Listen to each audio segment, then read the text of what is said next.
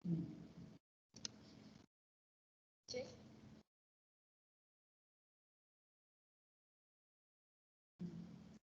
Sudah bisa dimulai.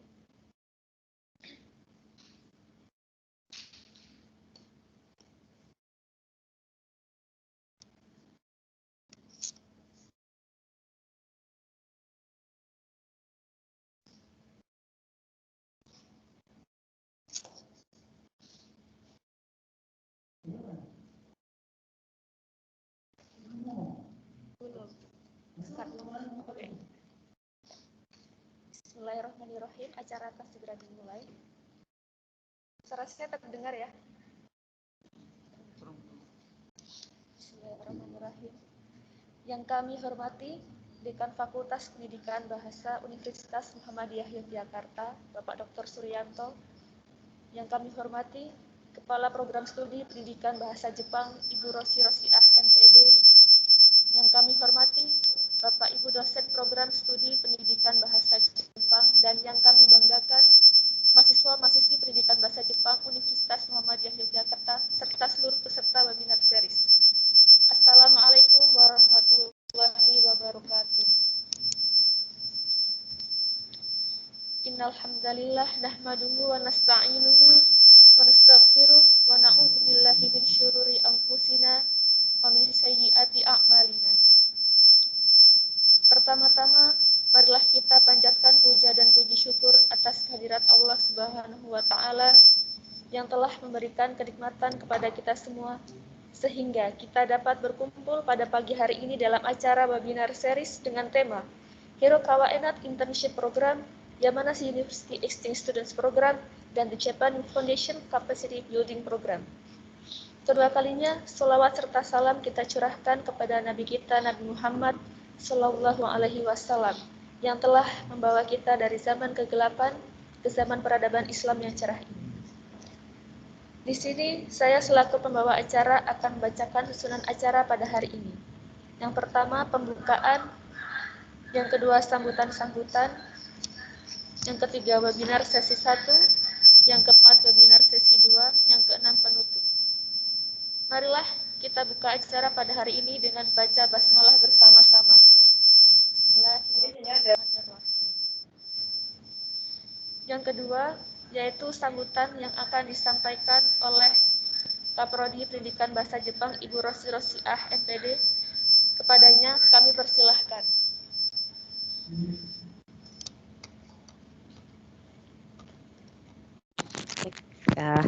Cek, suara saya terdengar? Oke, Bismillahirrahmanirrahim. Assalamualaikum warahmatullahi wabarakatuh.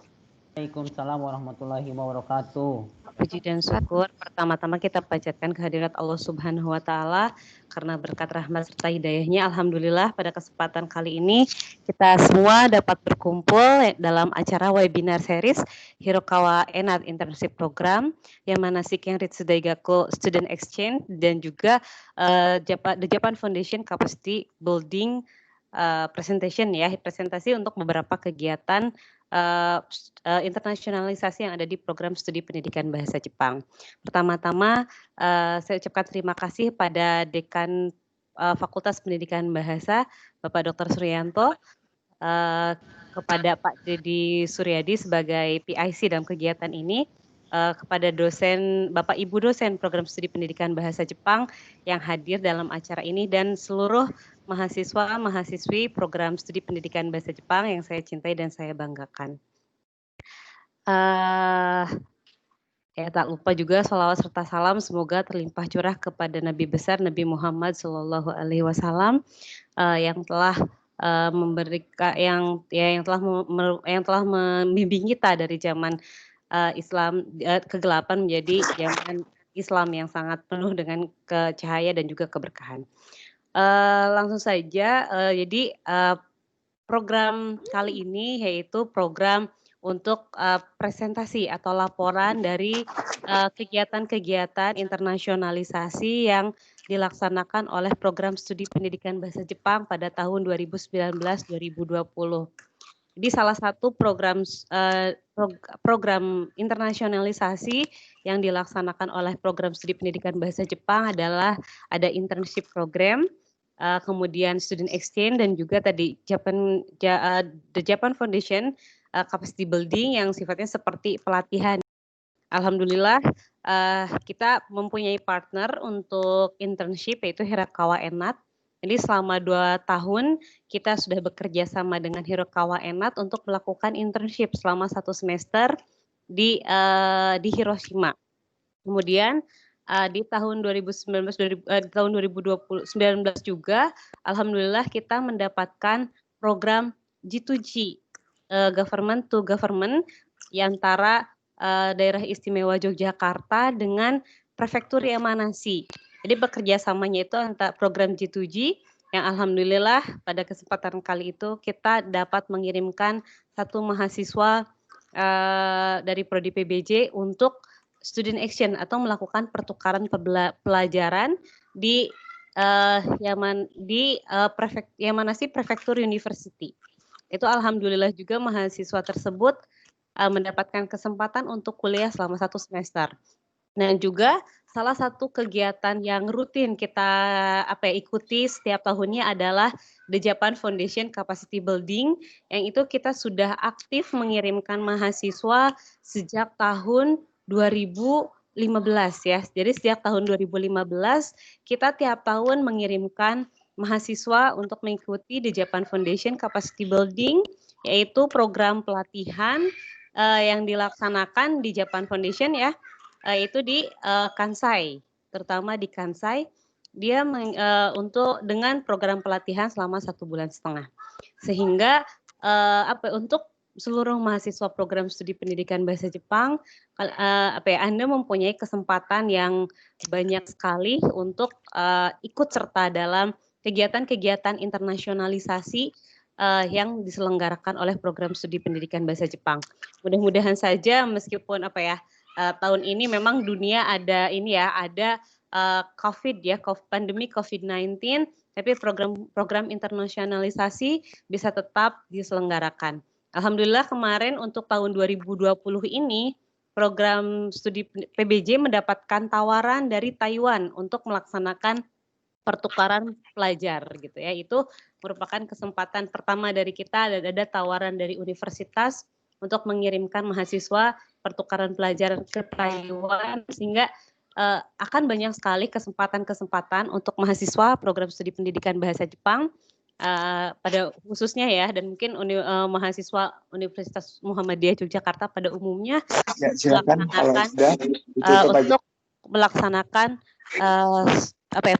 student exchange yang lain. Program-programnya masih banyak.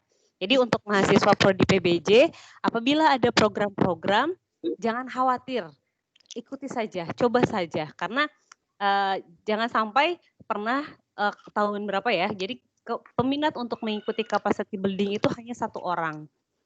Sayang sekali kan kita sudah mempunyai kesempatan, tetapi peminat dari mahasiswa Prodi PBJ-nya sangat sedikit. Jadi mudah-mudahan dengan ketika mahasiswa yang baru pulang dari Jepang sudah mengikuti beberapa program dan presentasi di hadapan adik-adik kelasnya ini, semua mahasiswa program studi pendidikan bahasa Jepang bisa lebih bersemangat lagi untuk mengikuti program internasionalisasi. Karena dalam mengikuti program internasionalisasi tidak hanya kemampuan bahasa saja yang bisa meningkat, tapi kemampuan misalnya wawasan untuk berinteraksi, kemudian yang sangat paling penting adalah komunikasi antar budaya dan bagaimana kita memahami perbedaan antar budaya yang tentu saja ketika di Jepang itu akan berbeda dengan budaya yang ada di Indonesia, dan itu merupakan pengalaman yang sangat penting dan akan menjadi bekal yang penting di masa depan. Sehingga ini mudah-mudahan melalui program-program internasionalisasi program studi pendidikan bahasa Jepang bisa lebih meningkatkan terutama bahasa Jepang dan juga pengalaman-pengalaman mahasiswa-mahasiswi program studi pendidikan bahasa Jepang tentunya. Itu saja mungkin yang bisa saya sampaikan. Mudah-mudahan dengan acara presentasi dari program Hirakawa Enat, dari program pertukaran pembelajaran dengan Yamanasi Kengrit Sudaigaku dan juga program Japan Foundation Capacity Building kali ini bisa membuka wawasan kita semua, bisa memberikan motivasi kepada seluruh mahasiswa program studi pendidikan bahasa Jepang untuk giat lagi belajar bahasa Jepang dan juga mengikuti program-program internasionalisasi yang lainnya. Itu saja mungkin yang bisa saya sampaikan. Mohon maaf apabila ada kesalahan. Akhirul kalam. Wassalamualaikum warahmatullahi wabarakatuh.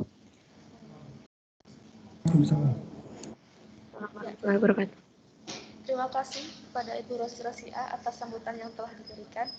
Sambutan selanjutnya yaitu kepada Bapak Dekan Fakultas Pendidikan Bahasa Dr. Suryanto. Kepadanya kami persilahkan. Bismillahirrahmanirrahim. Assalamualaikum warahmatullahi wabarakatuh. Waalaikumsalam warahmatullahi wabarakatuh.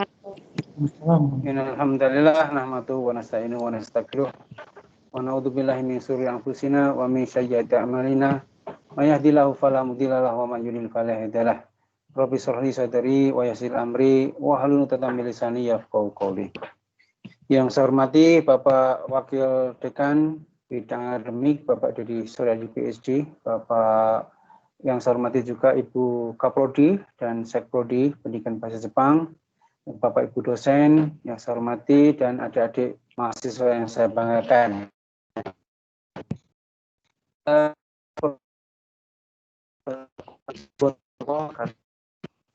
Ini diberikan kesempatan dipilih oleh Allah. Segala sesuatu itu terjadi karena campur tangan Allah. Allah memberikan kesempatan pada kita semua untuk belajar di itu adalah untuk akan sangat bermanfaat untuk kita di dunia dan sampai akhirat. Dan siapa saja yang menuntut ilmu, Allah itu kalau niatnya lurus karena Allah, maka itu dihitung sebagai orang yang berjihad di jalan Allah SWT. Maka itu kesempatan yang luar biasa. Untuk itu mari kita bersyukur.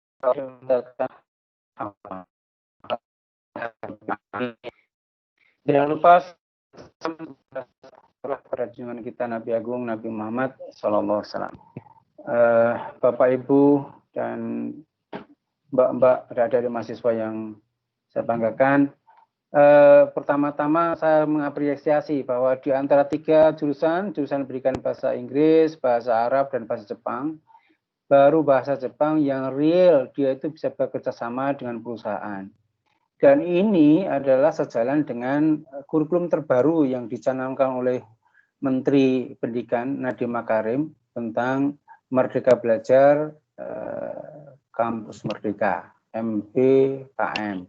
Nah itu adalah kurikulum yang mana harus menggait, memberikan kesempatan mahasiswa untuk belajar minimal 6 bulan, maksimal 1 tahun untuk belajar di luar kampus.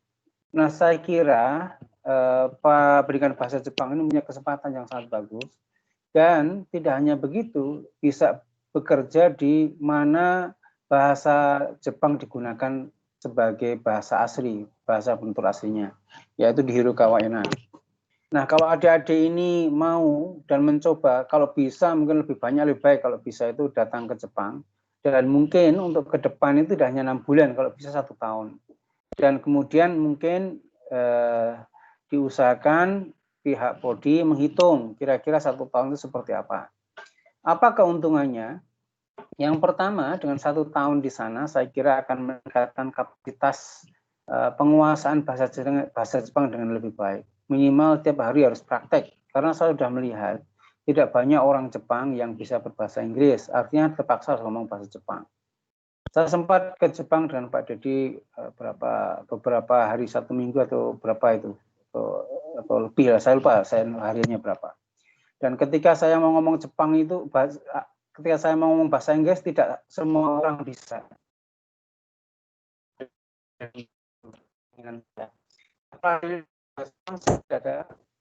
Tidak ada kesulitan untuk itu. Nah, kemudian bekerja di Jepang, saya kira dari earning akan lebih baik. Kalau ingin menjadi pengusaha, ke Jepang dulu selama beberapa tahun, kumpulkan balik ke Indonesia jadi pengusaha, insya Allah jadi pengusaha yang baik. Nah, saya kira itu saya mendorong untuk adik-adik semua, kalau bisa ikut berpartisipasi dalam program intensif ini. Ini adalah program yang unggul Dan adik-adik ketika di Jepang, pertama seperti disampaikan Bu Kapolri tadi, Bu Rosi, bahwa adik-adik bisa belajar bahasa. Yang kedua itu ada membangun jaringan yang lebih luas. Seandainya nanti adik-adik mau bekerja di Jepang, itu adik-adik sudah gambaran. 1 tahun itu sudah bisa memberikan gambaran memilih perusahaan mana, kemana yang akan menguntungkan adik-adik. Atau minimal 6 bulan. Jadi seperti itu. Nah, itu saya mendorong sebagai prodi yang sekarang ini kesempatan untuk membuat kurikulum yang paling baik di UMB ini adalah prodi bahasa Jepang. Saya kira jarang prodi-prodi yang sudah langsung punya kerjasama dengan perusahaan, dan perusahaannya adalah perusahaan internasional. Satunya adalah walaupun akreditasi masih B dan lainnya, tapi secara kualitas kerjasama yang ingin membawa mahasiswa yang lebih baik itu adalah prodi bahasa Jepang. Nah, untuk itu yang pertama saya menyarankan kalau bisa ini diintensifikasi, semuanya bisa, kalau bisa dimasukkan. Yang pertama itu. Yang kedua, dibuat kurikulum yang lebih baik. Jadi dianjurkan ke sana. Jadi didorong untuk semua bisa ada jalurnya. Dan yang ketiga, jadikanlah ajang promosi. Digunakan ini promosi keunggulan bahasa Jepang yang insya Allah nanti segera juga akan dapat akreditasi. Mungkin itu yang bisa saya sampaikan, dan selamat bersimposium, sharing-sharing, dan saya kira dirangkum.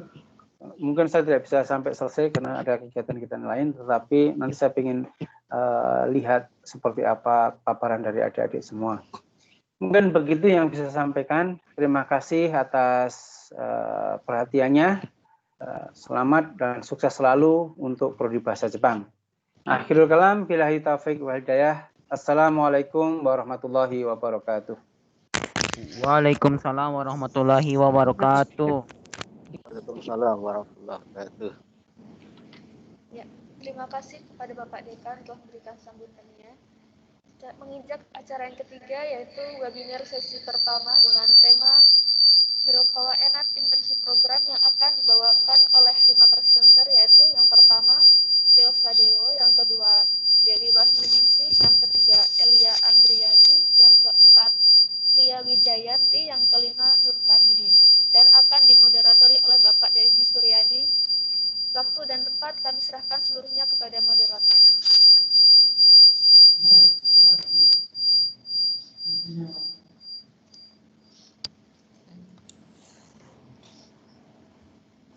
Ya. Baik, Assalamualaikum warahmatullahi wabarakatuh. Alhamdulillah, terima kasih kepada Pak Dekan dan Bu Rosi yang sudah membuka acara ini. Mari kita mulai acara presentasi hari ini dengan ucapan basmalah dan doa mencari ilmu ya. Bismillahirrahmanirrahim. Raditu billahi robba wa bil islami dina wa bi muhammadin nabiyya wa rasulah. Rabbi jidni ilma warzuqni fahma. Untuk pertama kali yang akan presentasi adalah Mas Leo nanti ya. Silakan bergiliran kira-kira 10 menit ya, seperti yang sudah kita rencanakan. Mungkin kita jam 11.20 atau jam 11 kita akan tanya jawab ya. Jam 11.20 kita, karena hari Jumat, maka kita selesaikan di jam 11.20 atau 25 ya. Itu yang bisa saya sampaikan. Jadi saya perlu sampaikan juga bahwa kelima mahasiswa ini adalah peserta program Hirokawa Internship yang berangkat pada bulan Februari 2019 ya. 2020 ya. 2020 dan kembali ke Jogja itu Agustus 2020. Mungkin nanti ada suka duka dan mungkin ada beberapa yang tidak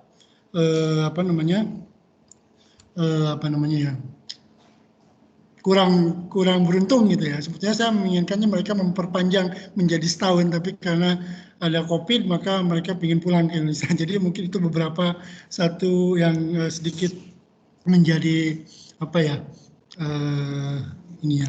Baik, untuk menghemat waktu, saya persilakan kepada Leo untuk mempresentasikan PPT-nya ya. Saya kira waktunya 10 menit. Nanti kalau sudah habis saya akan cut ya. Kemudian yang berikutnya juga nanti akan melakukan presentasi. Semuanya kebagiannya. Silakan Leo Sang Dozo. Pakai bahasa Jepang juga boleh lah. Oke.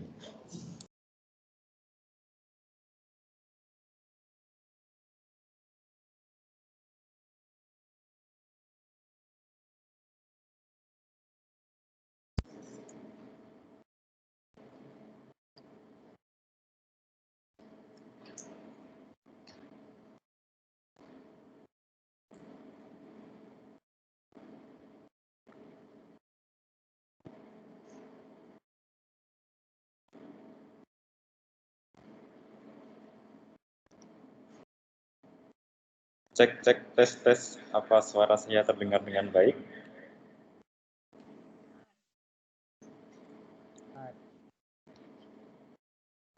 Baik, bismillahirrahmanirrahim. Assalamualaikum warahmatullahi wabarakatuh. Waalaikumsalam warahmatullahi wabarakatuh.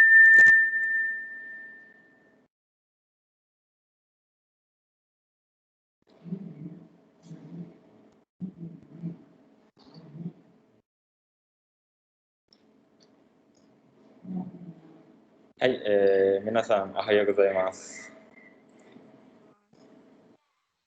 Ya, terima kasih atas waktu yang telah diberikan dengan waktu yang sebentar ini. Semoga saya bisa menyampaikan dengan baik, dan bagi pemirsa yang ikut live Microsoft Teams ini akan mendapatkan manfaat dan ilmu yang baik pada pagi hari ini. Baik, sesi ini sepertinya sesi yang ditunggu-tunggu, terutama untuk adik kelas ya, Kohai. Baik, bagi yang ingin, sebelum saya lanjutkan kembali, yang belum cuci tangan silahkan cuci tangan, yang belum memakai masker jika di luar ruangan silahkan maskernya digunakan, dan jangan lupa untuk selalu menjaga jarak. Baik,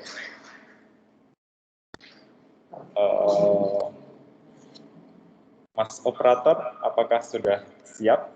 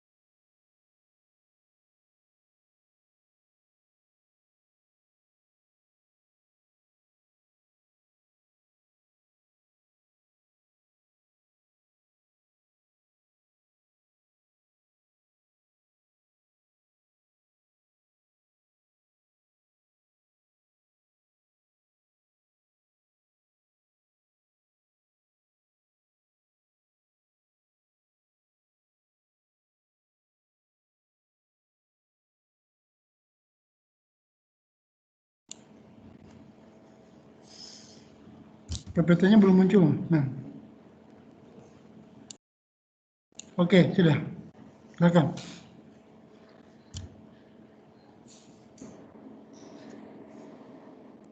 Ya, mohon maaf ada sedikit kendala teknis. Baik, saya lanjutkan kembali. Jadi beberapa bulan yang lalu saya mengikuti sebuah program, jadi program internasionalisasi yang diadakan oleh kampus, khususnya Prodi Pendidikan Bahasa Jepang. Jadi ini sebuah program yang sangat bagus.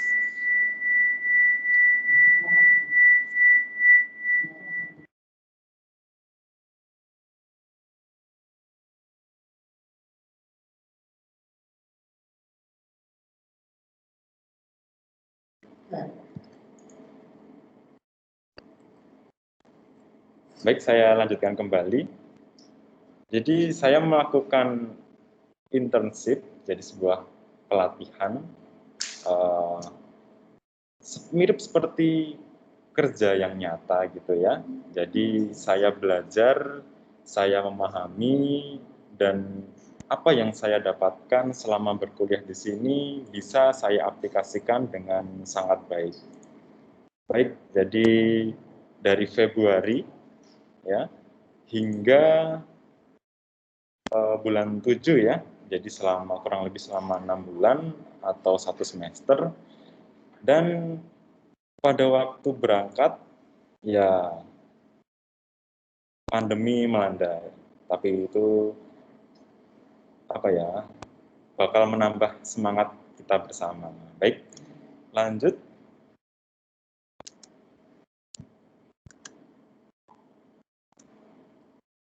Ya, jadi di waktu yang sempit ini saya akan membahas beberapa detail-detail.